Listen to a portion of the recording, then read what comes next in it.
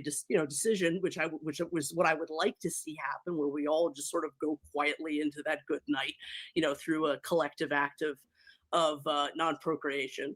Um, and that's really what the argument that I'm trying to make. But I think if you are not only a anthropocentric antinatalism, which means that you're only concerned with human procreation, but you're also a sentiocentric antinatalist, so you believe that the existence of animal lives or beyond is also one of the biggest emergencies in the universe, then I believe that our extinction carries with it some duties to them. And unfortunately, there's no way of undoing life without either sterilizing those lives or even ending those lives. And I'm talking about the lives of other sentient creatures. Now, I don't propose, as you were saying, we don't have that technology. Like the red button is not a real proposal. Right. It is a philosophical idea that has its roots far beyond antinatalism. I wonder if Rachel and Jake did that on purpose to match. Like they were matching shirts and they got the same crosses too. I wonder if that was on purpose. But I think that to do the right thing, we need to be thinking about that end. How do we end gracefully and not badly? Because the end of humanity, the end of sentient life, I think it is a reality that will befall living things at some point. And how do we do that with compassion? And I think that you can't do that with compassion without making the argument for what at least would be better, what at least would be the right thing, even if we don't have the tools to do that. How can that happen in the most graceful, compassionate way possible? Sure. So that was all kind of a big plea, like, I'm not a monster. What I'm saying is actually compassionate. Just like I said in my opening, I think this is going to be constantly framed as, I'm actually the nice one. Rachel wants you all to exist and suffer. I, Amanda, care so much that I think you'd all be better off. Rachel, I don't think you're a bad person. I really don't. Well, no, I'm not even saying you think that. I'm saying you think one view is the benevolent view to hold and the other is a cruel view to hold. And this poses an epistemic question. How do you know that there's no reason or purpose behind suffering? Well, look, I think that it is neither really a benevolent or villainous position to hold, natalism. I think that it is a natural thing that people fall into that most people don't think about at all. And so it just sort of happens, unfortunately, that there's, most of us are here because nobody thought about things too hard. They just sort of acted within the heat of the moment. And then, a new sentient being pops up.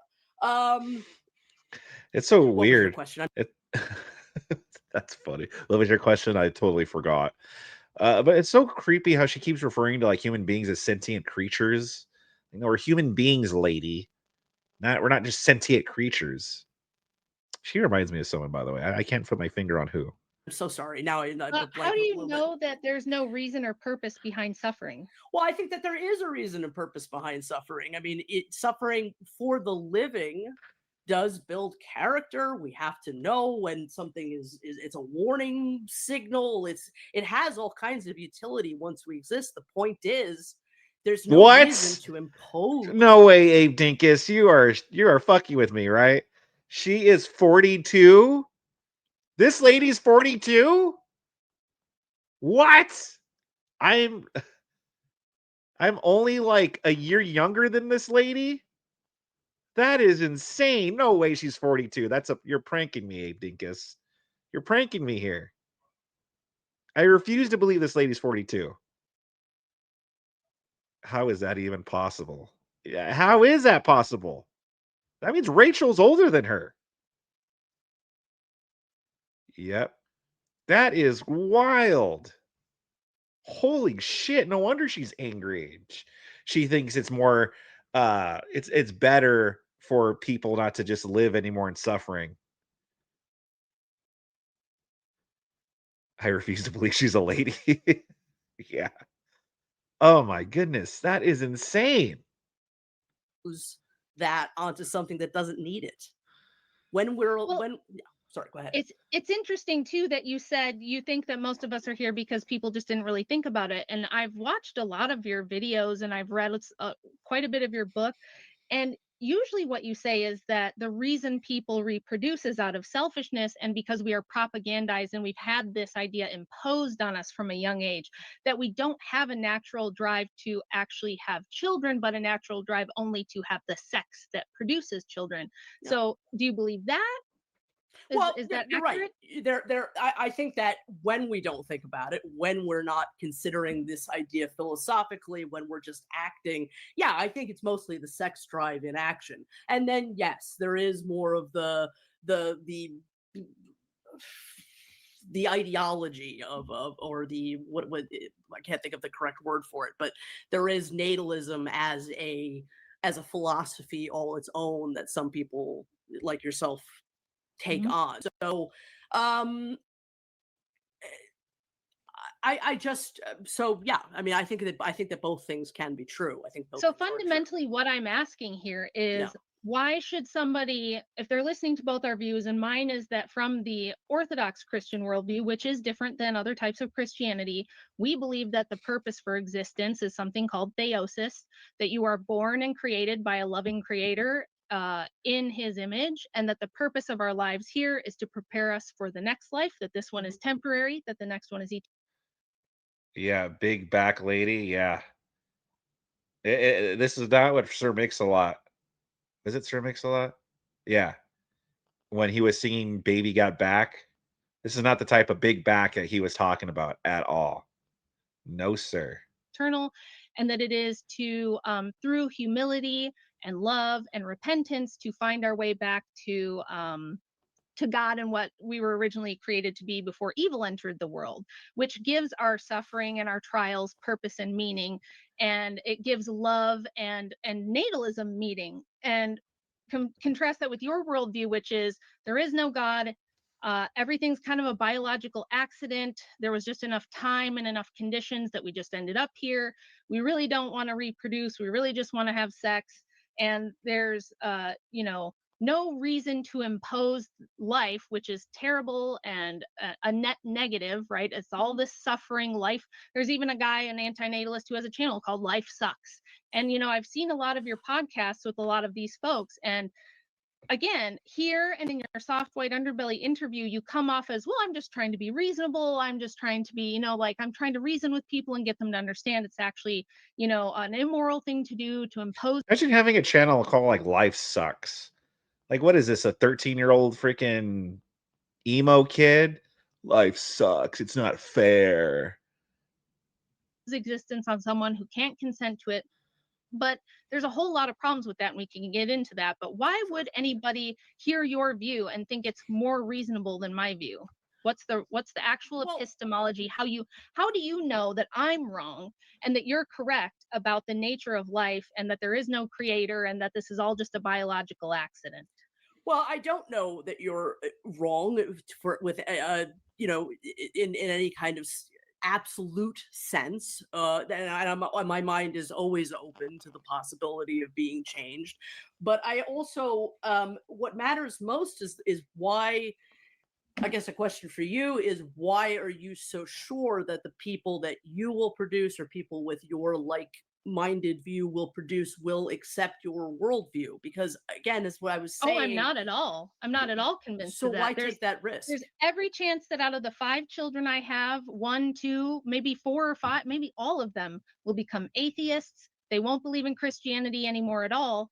That doesn't mean that I don't still have the imperative to do what the Lord says, which is go forth and multiply, to make more image bearers of God who could potentially be good moral agents in the world. And that even if they aren't, and even if there is suffering in their lives or they cause suffering for others, that God can bring good from that suffering. So the Christian worldview says, yes, there's suffering, but God has decided that like a famous quote from Augustine, that the Lord has decided that there's more utility in that suffering and that it can be used for more good than for bad. And I don't believe that I have enough knowledge because I can't foresee all ends. So part of this worldview that you have is that morality basically boils down to consent. which is something I've wanted to debate for a long time because I've heard so many utilitarians and libertarians and like even liberals argue this, that consent forms the basis for all morality, which I think is silly and stupid on its face. I don't believe that. There's a yeah, you can't say that consent is the only thing. We could consent to things that are harmful, to things that are Mhm. bad, even if we agree that those things are bad. So consent doesn't make it moral. So what's your basis for saying, because you guys say, right, unless you have another argument I'm not aware of, your argument is that you shouldn't bring humans into existence because they can't consent to existing before they're born. It is a anti-natalist argument based on consent, and I bring it up because it just is an argument that a lot of people conform to. I don't typically make that argument myself because it's very easy to get caught up in, oh, but you're talking about non-existent beings and we're talking about counterfactuals, and then people get kind of lost in that. More so, what I posit is that it is a risk to create new human beings, that you may have these beliefs about bringing more children to the glory of God, and that God will protect them, and this is what he wants, and you're a vessel for that idea. But just the idea that this might not be a reality that your children accept, and that they may come to really be quite angry at you, not happy with the decisions made for them. I can't imagine being. You're a very intelligent person, and you can see the other side of what your child might experience, despite what it is that you believe to be the correct thing. And so I Sure. Well, just don't know how you mentally sure. make that leap over into finding that to be an acceptable proposition. And I'm sorry to get personal. I wish No, it's absolutely okay. nothing but Doesn't the bother me at happiest of all. lives for So you and your children. Yeah, it's so stupid. It's so weird though. So what? The children might become bad people or something. Therefore, we should not have any more children. What we should just let the human race die exactly? Like, is that her position? Like, it's so wild. Like, oh, okay, well, your kids might not be Christian. They might be atheists. Your kids just might not be good people. So therefore, I don't know. It's just really weird. Well, this is the problem with negative utilitarianism to begin with. It boils everything down to all life experiences being valued with some type of scale from negative to positive, from suffering to pleasure. And I'm wondering if you can tell me, because when I think of life, I think of life experience as usually being a mix of pleasurable and Yeah, suffering, right? sure, So, like, sure. I love working out. I've been weightlifting for 17 years. Leg day is both pain and suffering and pleasure and satisfaction for me Yeah. and for everybody else who's ever done a hard leg day. Can you tell me where the line is between suffering and pleasure, and how do we know where that line is? Well, I don't think we're really in disagreement with that. I think life is all kinds of things. I don't think that it is all suffering. I think that the suffering is what has the most value weight, particularly when you're imposing it on another. Well, so, what's so weird about debating people like this, like lefties, or just when like all these people that debate, they always say things that contradict their position. So she'll say, "Yeah, actually, having these hardships or challenges is what makes things fulfilling," and blah blah blah. Well, then what the hell is your problem then? Like, what's this debate about then? Like, they're obviously lying and they try to make themselves look like they're reasonable or they're objective, but clearly not. They're just kind of saying things to make themselves sound better. But if you dig into their hard positions, like their deep down positions, no, absolutely, this woman just doesn't want people to live no more. She just doesn't want people to give birth anymore. She thinks it could be harmful, and therefore, Person or another sentient being.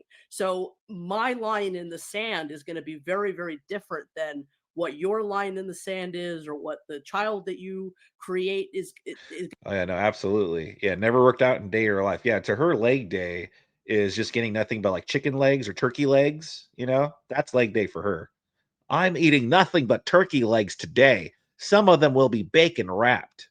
Going to be. It matters what that individual says, not me. I mean, what I'm saying is that, objectively speaking, that line is going to be all over the place, and before we create that new person, we just don't know what it's going to be.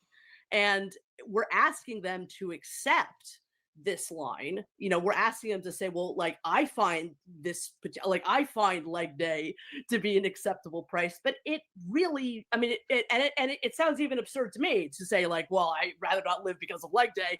But I'm just saying that may very well, be an unacceptable reality to this new person. And so why not take the fail safe? How are you so sure of the existence of a God and this being the meaning that you have to create out of your own sense of purpose and direction, that you're willing to make some other non-existent individual pay that price? Wow. I gotta say, it's a little disappointing that we ended up so quickly right at the point that I end up with all utilitarians, where they basically concede, hey, my whole worldview is arbitrary, it's subjective, it's just based on personal preference. And when you say, how can you take that risk? Well, I'll explain. It kind of goes back to Pascal's wager here, but it's a little bit even more in depth than that. And I didn't think we'd get into metaphysics this quickly, but uh, the risk you're taking by assuming your worldview is correct, which you don't have any good foundation to believe your world is correct, that there's no creator, that there's no purpose, that there is no utility in suffering. So with this problem that you have, if life has no meaning, there is no God, there are no higher duties, then we have no reason we ought to value consent. We have no reason we ought to care about suffering whatsoever. And you cannot your worldview basically, if you're wrong and there is a God and life after this mortal life is eternal, you're basically condemning everyone to eternal suffering with if you ever got your way and had extinction.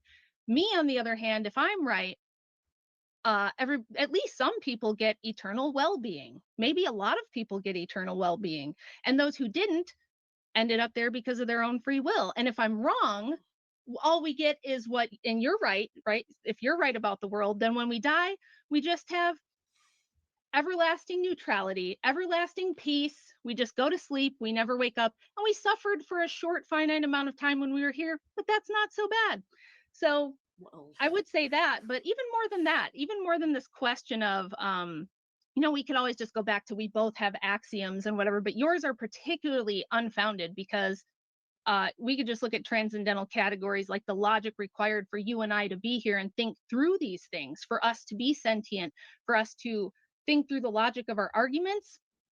Hard to justify that if there's no God.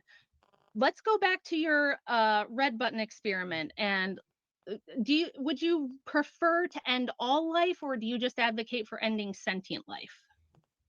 so you said a lot of things there, and I maybe we'll jump back to some of those other Sure. points. But well, no, I think it would be best if all life ceased to be. Now, I don't. That's not to say that uh, insentient life is suffering, but there is just a reality to the fact that a plant is either in a state of deprivation or not. It is alive or not, and that to me spells unintelligent design. Even if something made it, it made it. It certainly didn't think about it certainly didn't have a sense of value for the sense that this thing could be either deprived or not. And I think that sucks. I just, you say that my worldview is the more outlandish one, but I don't know how you can be so sure that there is this higher power. And if there isn't, then you have sacrificed the beings that you love most for the sake of your own assuredness. And I hope. Yeah, but that's a screenshot, by the way. Keep that in mind. Screenshot right here. Um, for the thumb. But yeah, she already like talked about that. So like even okay, so like even if we're like Christianity is wrong, and she says, yeah, but how are you so sure? Then therefore you're sacrificing, life for your worldview pretty much. But it's like, well, why is that wrong under your worldview then? Like, why is that a bad thing? Like, so if there really is no God, then why does it matter then if that's were the case? and I mean this sincerely, that your children or children that come into existence do not have a poor quality of life, but they very well might. And so I just don't think, I just don't understand. I know I'm repeating myself, but I just don't understand how you can take that chance. The fail safe is to not play God, is to not assume what God wants, because he may very well not exist. I don't think that he does, but you yourself are playing the deity here when you procreate. So What? It's actually the opposite. Yeah. You guys on with your position are the ones that think you're God. You have the arrogance to believe that you can see all ends, that you can take a utility calculus and decide what's moral, what's good, what's bad, that you've already decided there is no purpose to existence or suffering. You paid a little lip service, but that's not really what you believe. And it's funny because you guys will say you're atheist, but actually what you're espousing is a Gnostic worldview, that existence is a trap, it's a prison that must be escaped, that this life that we're born into is the bad thing. And when you in your opening, you were talking about early Christians. Gnostics are not Christians, they're antichrist. They are anathematized in the church. Everything about their belief system is the exact opposite of Christianity, well, which Augustine saw to that. Yes, yeah, he was a Yeah, no, exactly, Gunny. And yeah, like wants us to kill everything we created because it sucks. What a massive dipshit. And yeah, and also he also wants us to stop creating more life too. Like he wants us to stop giving birth to his creation as well. That's exactly what God wants, according to this mental patient here. he was so a prior Manichaean too, so he made yes, sure that his Manichaean brothers were all killed in so that a more orthodox Christianity could survive. So I don't. right. Well, I mean, that in your soft white underbelly interview, I know you said in there that you were kind of unemployed or partially employed. Did I hear you say that you're a caregiver? Yeah, What? I'm a caregiver. Would that be for elder people, sick people, children?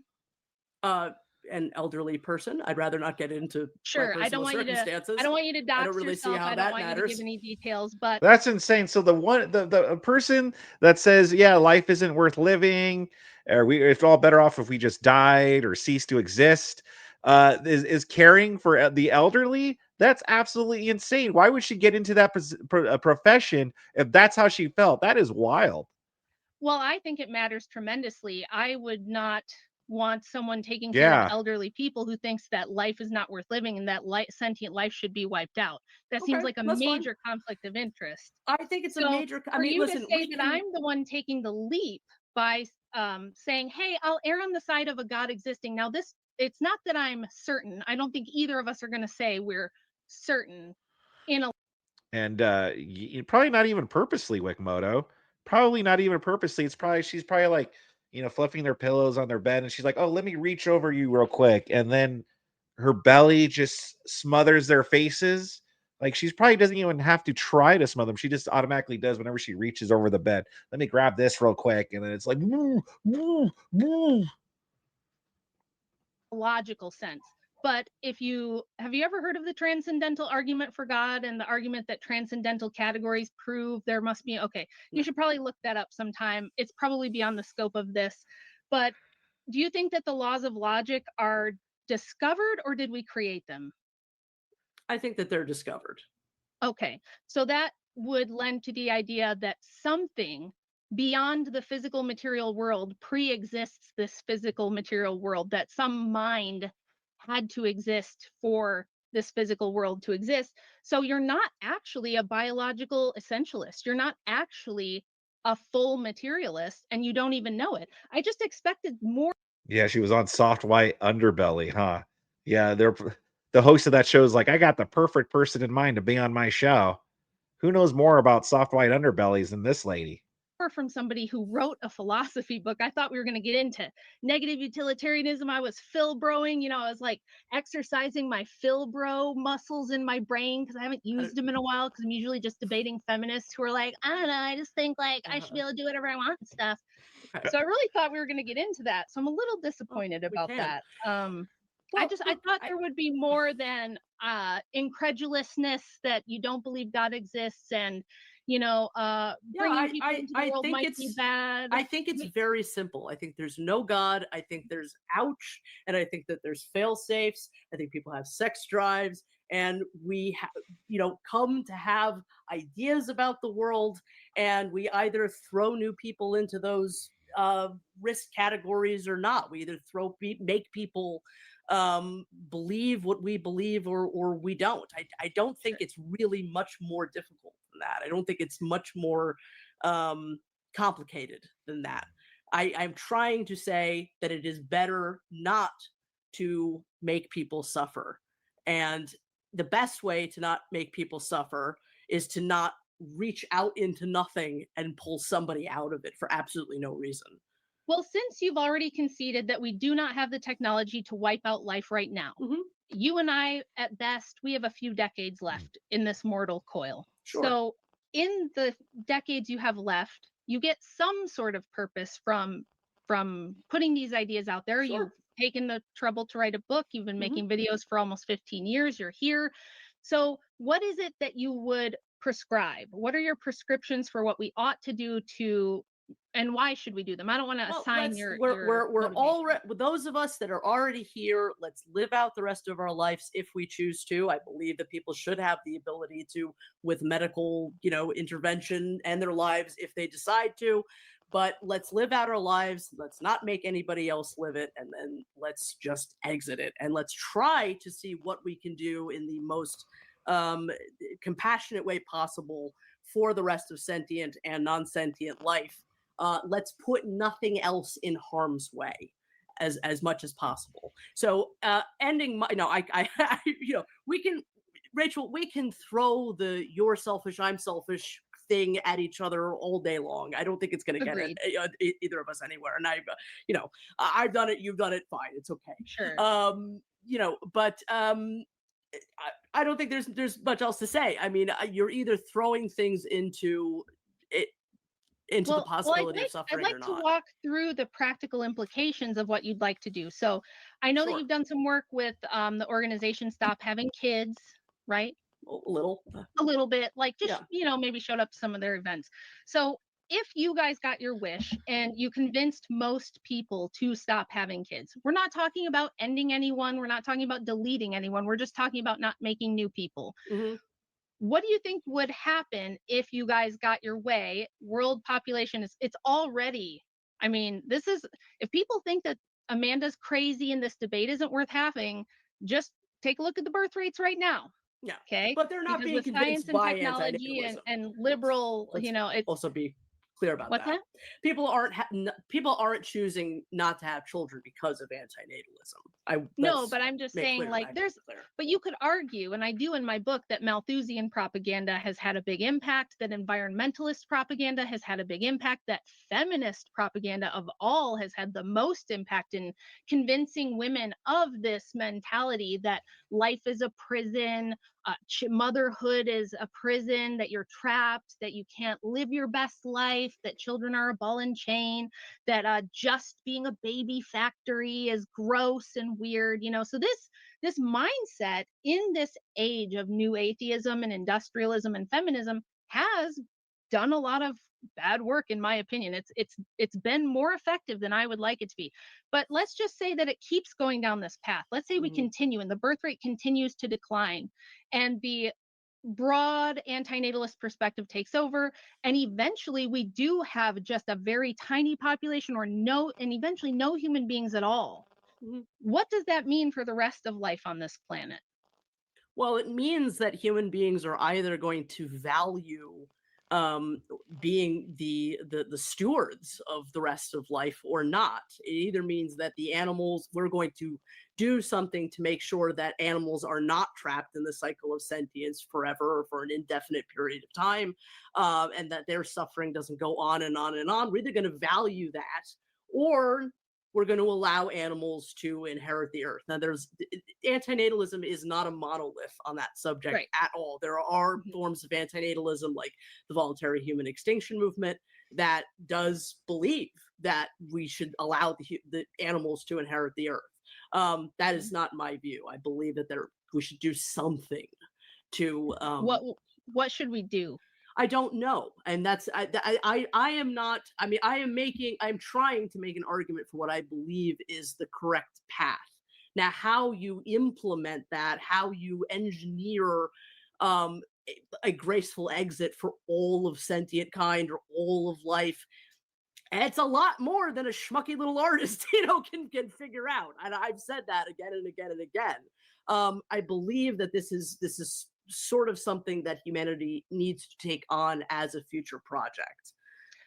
So it doesn't sound like, in all your years of thinking about this, talking with people about this, and doing this work, it doesn't sound like you've solved the problem of what happens if we do succeed in erasing human beings from the planet.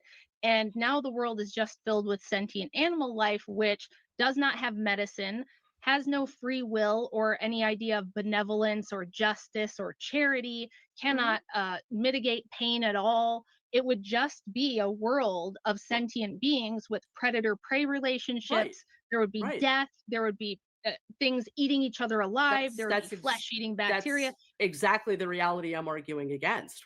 I think that human Right. beings need to take some responsibility for the fact that that will be the circumstance that we leave behind.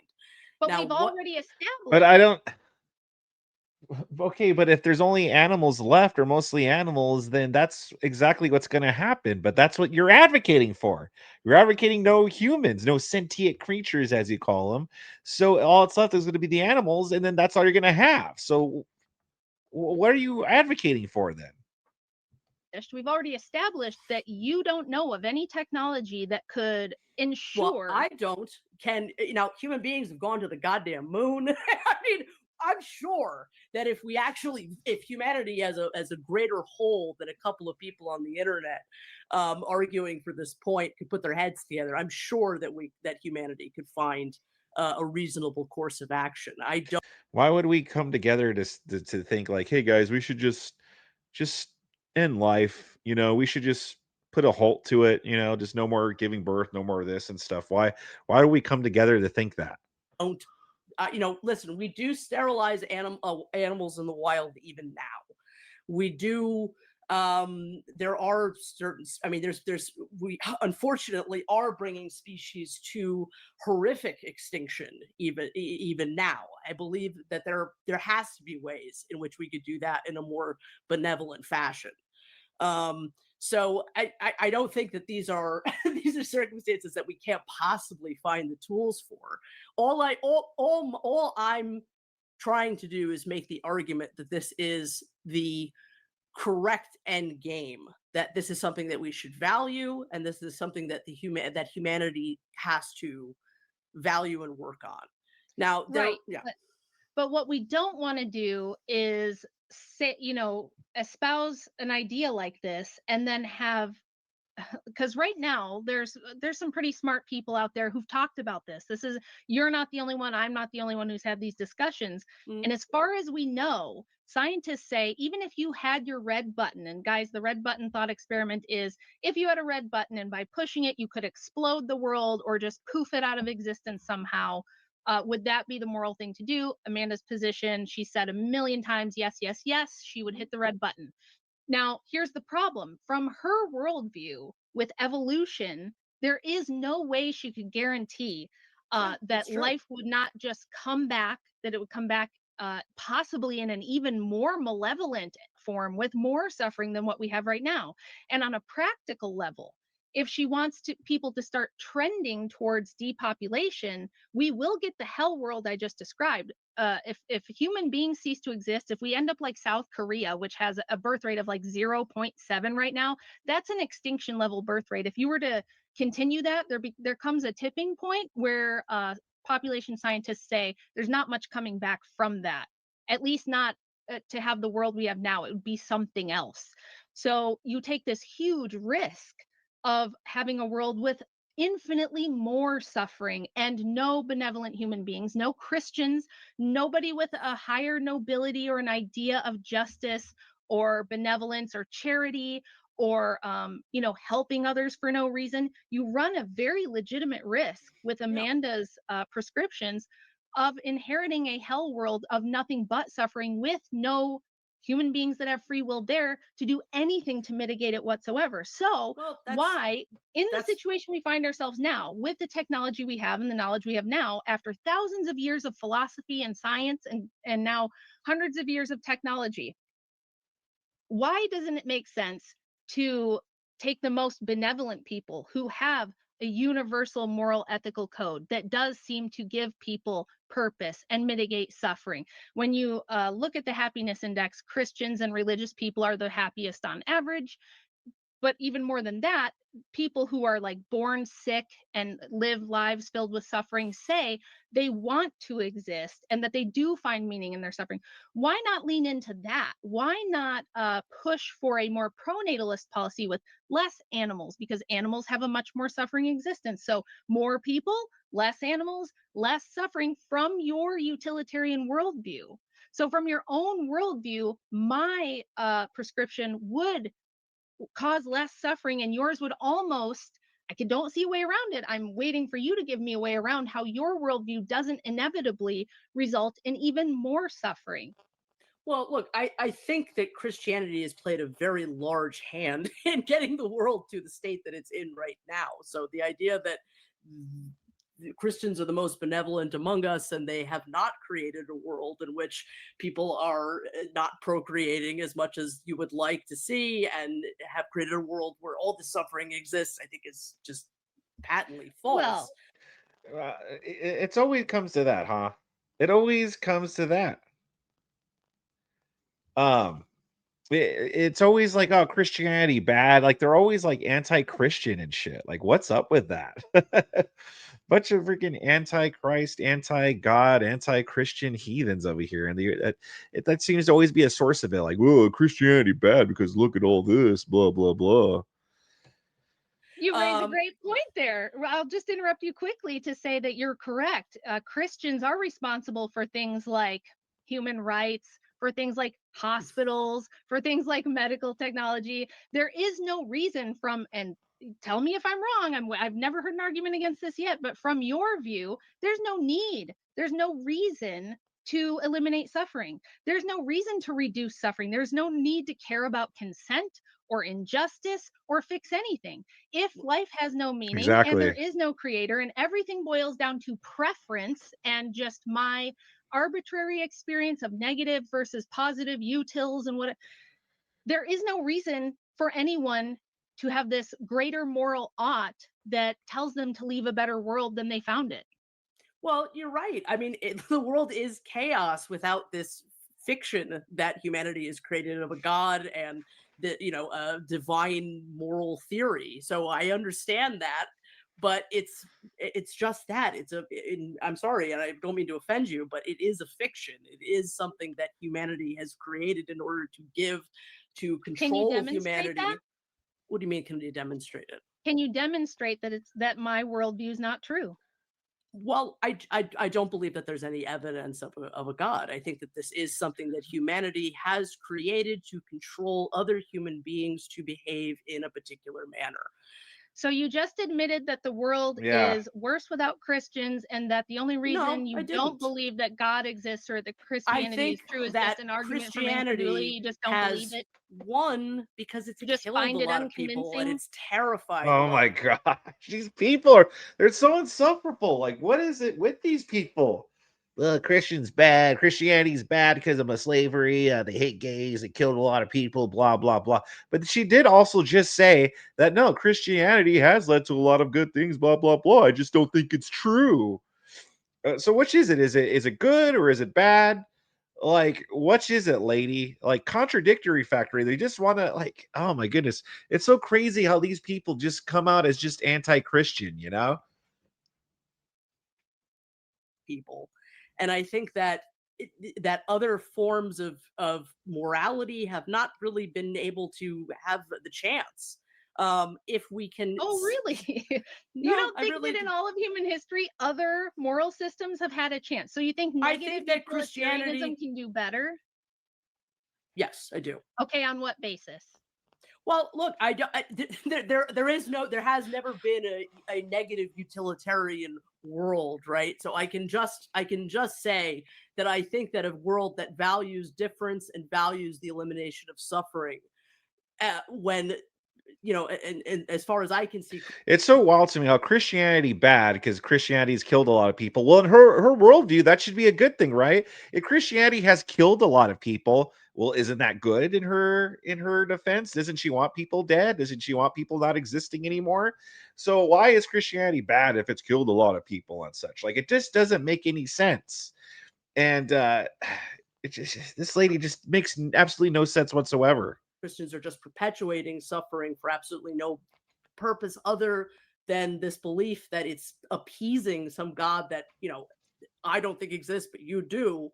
Uh, I don't think that that's creating a better world. I just think that if anything is to be followed, it's that we know that suffering is something that people don't enjoy experiencing. Ah, So it's bad. It's there's bad. no reason to. It hurts. It's bad because it hurts. This lady's been listening too much of Craig. It's bad because it hurts. Attach any sort of deity to that notion. There's just reason to not impose it on new animals, new people. It's Good to just see you, a Joseph. it's just a yeah. So you just a can't use Just the really thing quickly, to- guys. Really you can't quickly, I just wanted to demonstrate that quickly God doesn't- interrupt.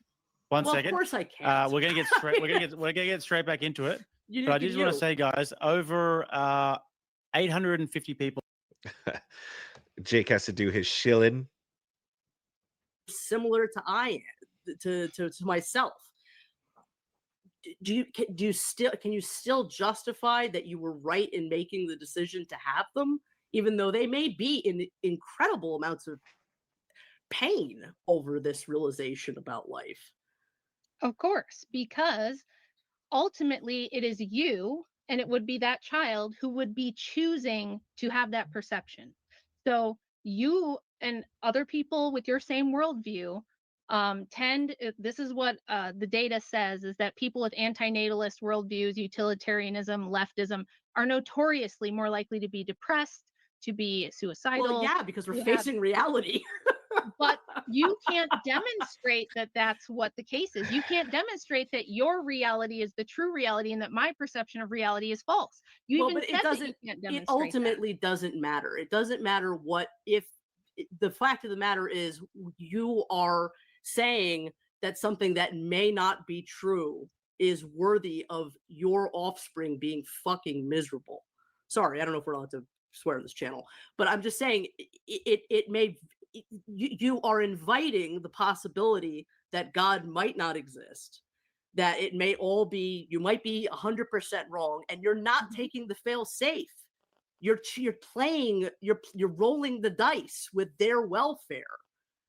Amanda, you said that you believe in negative utilitarianism. So even from your worldview, if I can demonstrate that helping people believe a cozy lie gives them a better life and less suffering, you would have to bite the bullet and say that that's better than your view, which you just said makes people miserable, nihilistic, and want to self-delete. Well, but that's a misunderstanding of negative utilitarianism, because it is not that anything imaginable that might alleviate some suffering is the right way to go. It's the argument for how to end suffering.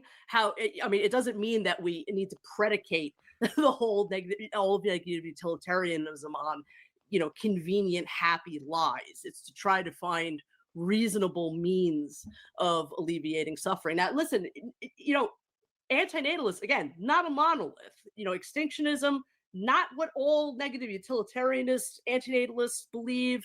There's other anti-natalist philosophers like David Pearce, who believes that what we should be doing is re-editing the human genome to not suffer.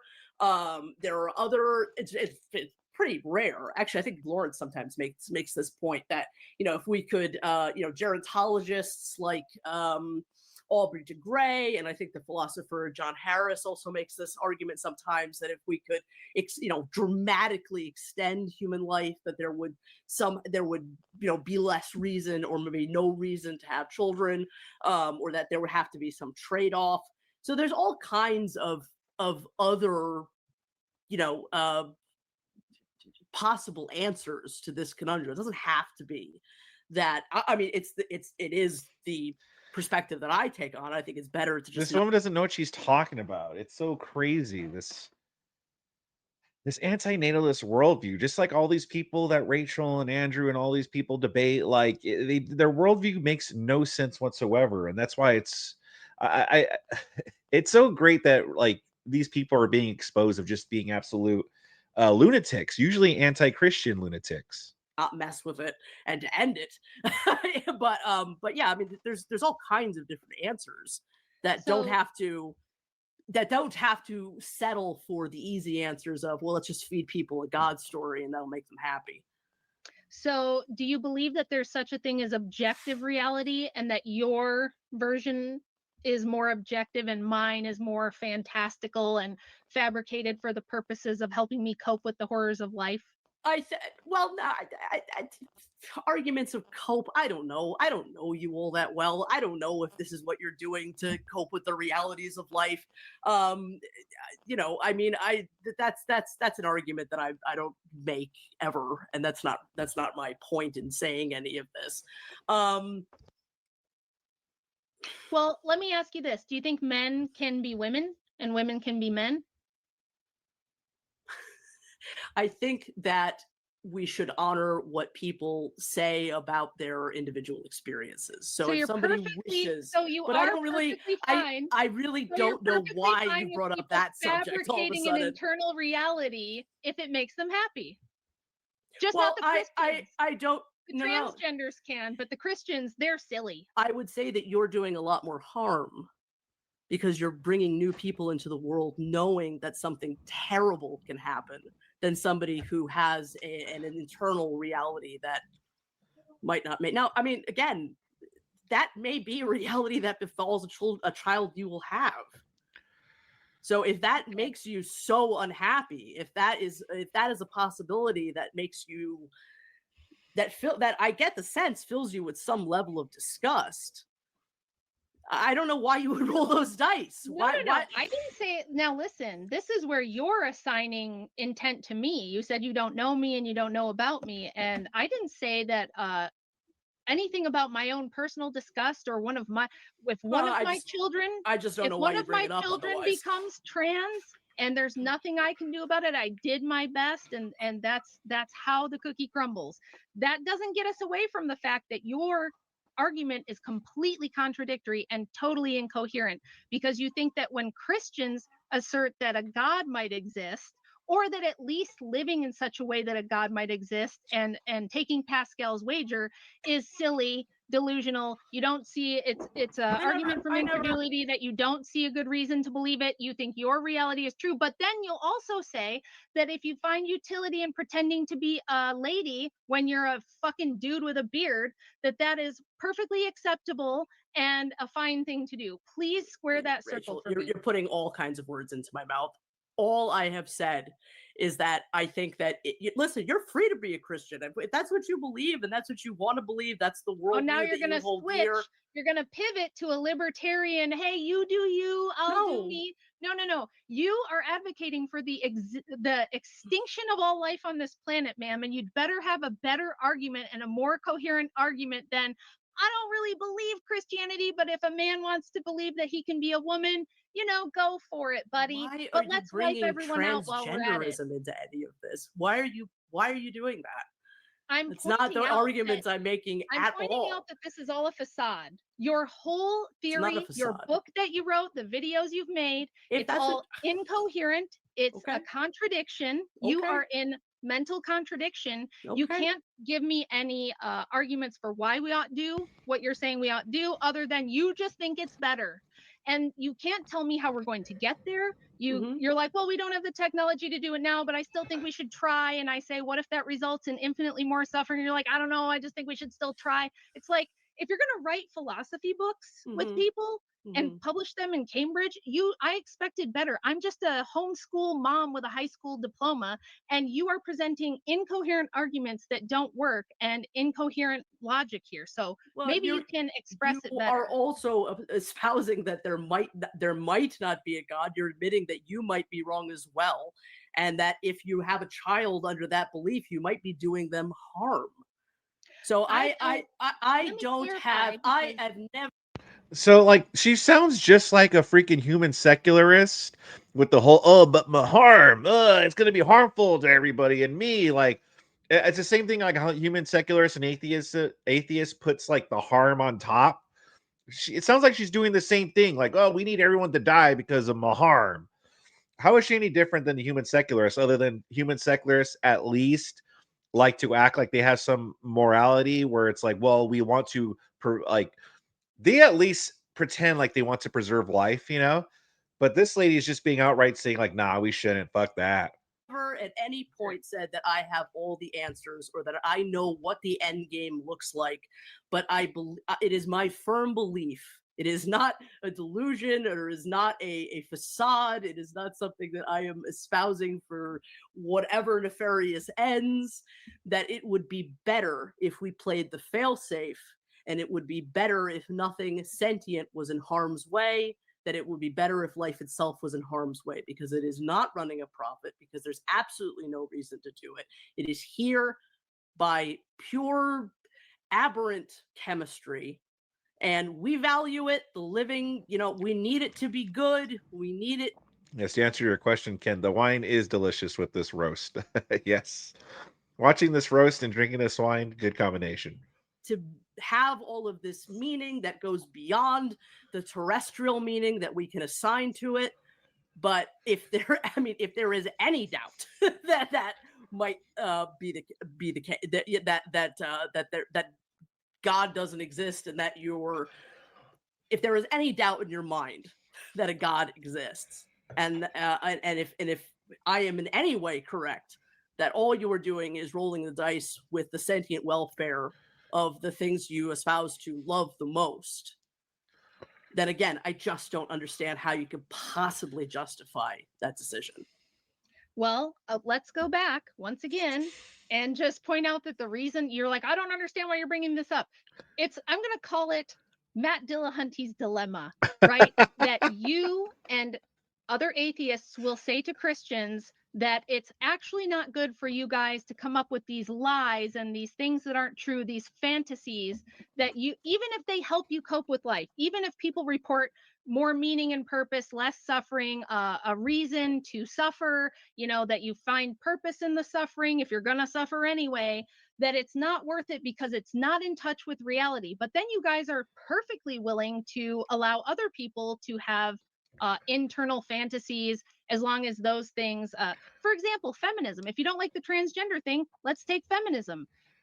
Letting women believe that they're just like a man, that they can do anything a man can do, and that their rights do not exist explicitly at the behest of men who are willing to enforce those rights is Delulu Fantasyland. Yet you will all inevitably argue that we should continue it because it's better, because women might suffer more if we don't let them. Yet when Christians say, you can't prove to me that there's no God, you cannot demonstrate that Christ didn't rise from the dead, or that God didn't create us in his own image for a purpose. You can't, and no one else has ever demonstrated that. You just find it incredulous, and therefore you think there's a risk there in people being born. Yet when we ask people, you're in this tiny minority. It's something like, I don't know, probably 97% of all people, despite their suffering on this earth, say they prefer to live. And you're saying they're all crazy, and you're the one who has the coherent view. Yet when I demonstrate it's incoherent, you have nothing but equivocation. You won't actually address the problem of how is it okay for you to grant other people delusions if it helps them cope, but not Christians? Why is it okay? Because The again, whole point, they're not creating new people. You're creating new people. I've haven't, said it a million times. You are the one you rolling the haven't risk. demonstrated to me that more people equals more suffering. I'm positing that more people could and does equal less suffering, and you have nothing to say to that.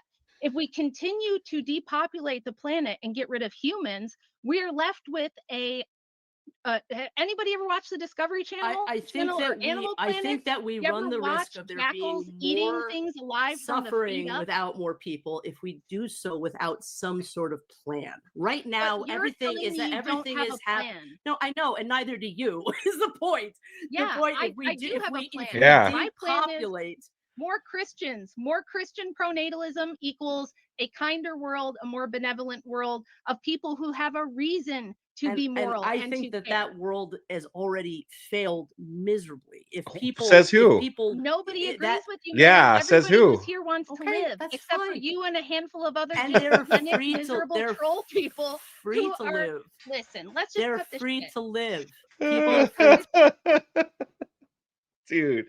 Oh, I love it. I love it. I love it. I love how she's just crying like you and a handful of troll people. That's exactly what this lady is. And the thing is, too, is that she's sitting here saying, yeah, it's just better off if humans just didn't exist. But here she is. How come she hasn't taken her own life yet if she really feels that way? You know? live. What I We'll cut have the a shit, Jake, and then we problem can with. go to closings because we're just going in circles. And Yeah. what the truth of the matter here is, the only Oh, people who Rachel. share this view that Oh, Amanda has Rachel. are people who tend to be dysgenic, depressed, feel that they lost life's lottery, they are suffering, and when they see other people who have meaning and purpose and are joyful and happy despite some suffering, they hate it and they want to eliminate that. It makes them angry. That's the truth. If you get and that's If why I that's showed your that video in the impression, Rachel, beginning. I'm so sorry. You know, That's why Rachel is absolutely correct. Wow. Amazing. I mean, I showed that video What is it? Just leave here. Amazing. Amazing. in the beginning. You can deny it, and maybe you're a special exception. But your friend Gary, who's your muse, who's your who you should inspiration, argue Gary. with. Why don't you email him? Why don't you argue with Gary? And he can make Well, his I'm a- arguments. Get Gary in here now. Let's hear what Gary has to say. Come on. Let's get Gary in here. Instead of me, who I mean, I showed a video you are of arguing you with somebody who's agreeing not with him. online with you right now. You think he's I'd be happy to get valuable, Gazza. you think- I'll get big Gazza on the channel. I'd Hell be yeah. happy Get Gary in there, Jake. Come on. We need Gary. to do that. So, I mean, look, Rachel, you're making all kinds of assumptions about who I am, how I feel about my own life, what my motivations are. You think They're it'd be based better on if you were never absolutely born. nothing. You think I mean, it's kind of telling. Like, look at this lady, Amanda, because she's Amanda. But like, look at her. You can kind of tell just by looking at her that she's obviously, like Rachel said it perfectly, a troll person who's probably miserable with her own life. I mean, I said the same thing at the beginning. Like, you see these patterns, and you see like there's always some kind of source, like within, like eternally, there's some kind of source for why they feel this way. You know, not to play armchair psychologist or anything, but that's where it seems like it's stemming from. And so it's logically sound that you look at this lady. She is huge. She is gross. She is hideous. You know, she's not attractive internally or externally. It logically follows that is why she would be hateful at life. She's not able to find some man that could tolerate being with her or anything, you know, find her attractive that would want to touch her. And so it goes to show she probably has no children too. It logically follows that she's miserable inside, and therefore she's miserable on the outside, and she's preaching this miserableness. Also, too, Jake right here, notice how when he's drinking his cup, he has the pinky up like this, very gentlemanly like. Is that how you're supposed to drink your tea or whatever? You just have the pinky up like this? Just wanted to call that out. would have been better if you'd never I existed? think that and it I would be don't. better if none of us had ever been born. I think it would be better if people did not play with the Who are sentient you? welfare. Who are you to say that? Who are Who you are to you tell to Jake? create somebody? Who are you? Who are you to tell create Jake it'd somebody? be better if Ask he had for never it. lived? Look, I hope that Jake has a wonderful life. I hope that you have a wonderful life. I'm not miserable in my life. I hope that I get to end at the time of Bullshit. my own choosing. I have my sadnesses. I have my joys. I'm an artist. I'm a toy collector. Bruh. I have my happinesses. I'm an artist, and I'm a toy collector. Yeah. Oh, you really showed us. You really proved us wrong when we say you're probably miserable. You're a fucking toy collector. That says it all. I mean, I take all kinds of tremendous joys in this life, okay? But what I would And none of it comes from actually raising another human being, being a mother, getting it from motherhood. No, she gets her joys from toy collecting.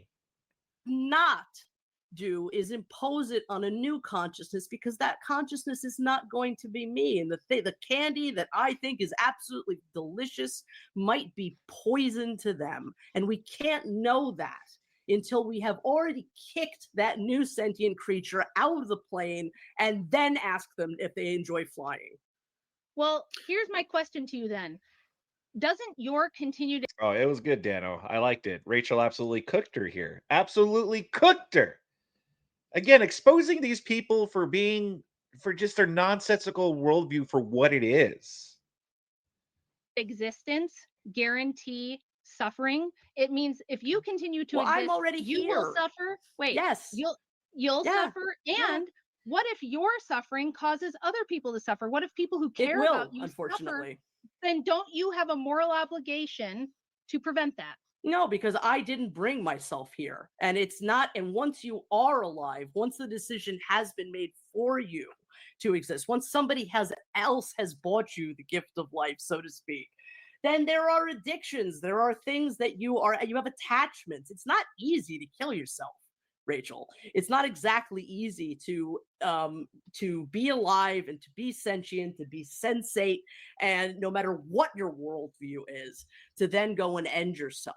It's not an easy proposition. All I can Well, do I think what is you should do is sit down and do the utilitarian math. I think you should do some negative utilitarian math and figure out if the math is better if you continue to live past today or if you don't.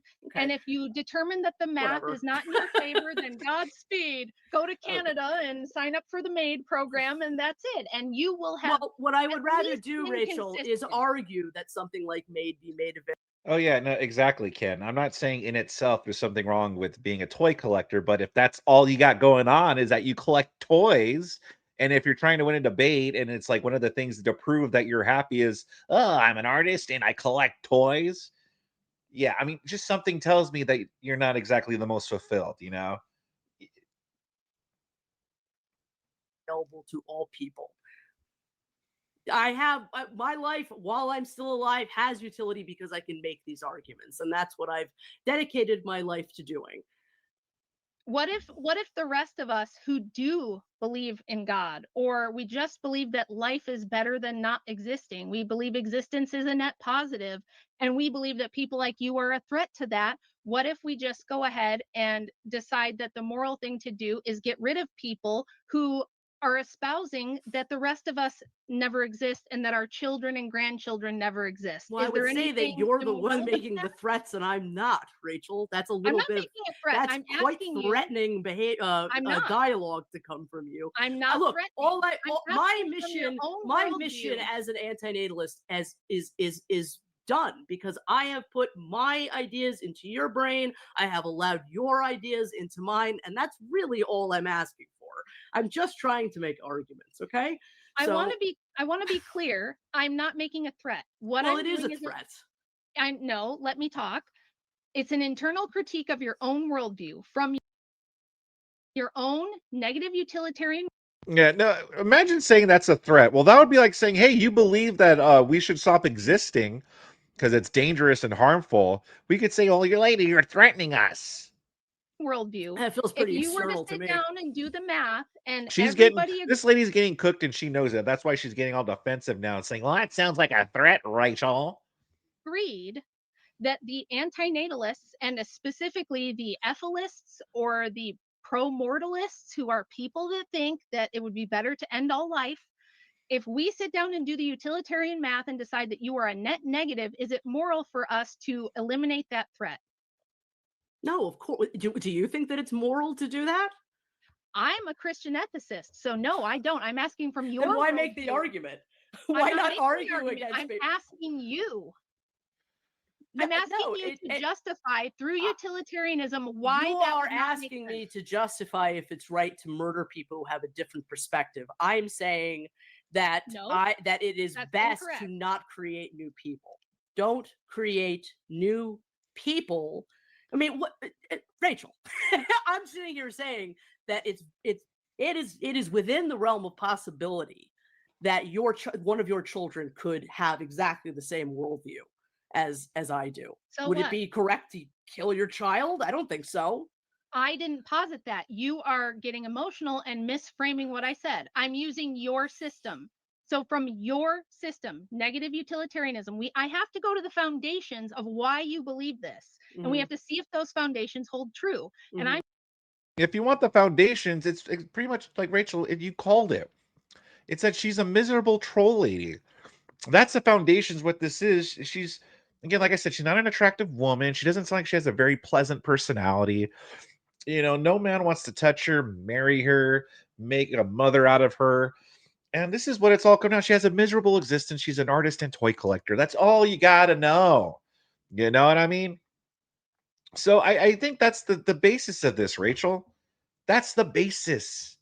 She's miserable on the inside, and she wants everyone to she's like, oh yeah, well, it'll just be better if no one lived. Because I'm so miserable. Miserable existence. All these people, all these non-believers, notice how they all seem to have miserable existence. There seems to be like some kind of incident or something. I don't know.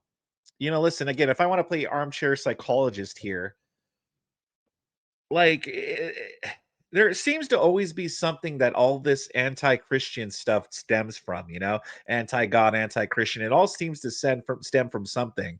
And they feel like, oh, well, if God were real, how come I'm in so much pain, pretty much? And I think that's what's going on here with this lady. I don't know. I think Rachel did a great job here. I love that she called it for what it was, that we all know what's going on here. We all know what's going on here. It doesn't take a psychologist to learn that this lady is just a miserable troll. And she called it out. What did you guys think about this, though?